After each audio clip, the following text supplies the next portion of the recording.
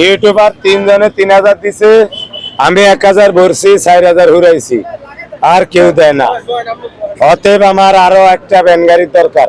আপনার এখন একটা ভ্যান গাড়ি কয়টা কারণে হয়? মোটামুটি দাম কত?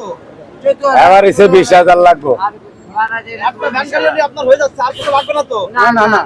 আচ্ছা আঙ্কেল, বাংলাদেশে অনেক বড় বিত্তশালীরা আছে, অনেকেই আছে, তো তাদেরকে আপনি কিছু বলবেন যে এই যে অসহায় মানুষটা আমার মাথা ঘুরে মাইক্রোফোন ঢাকা।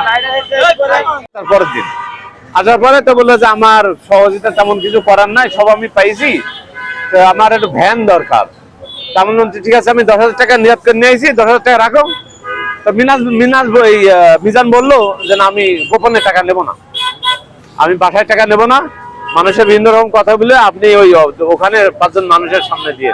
তাই আমি আজকে আমার আসার সময় ছিল না, আমি এখন আসলাম আজকে সকালবেলা এসি, আমি 10,000 টাকা দিয়ে দিলাম, যে 10,000 টাকায় যদি হয়, আর যদি না হয় তাহলে আরেকজন দিলে দিবে।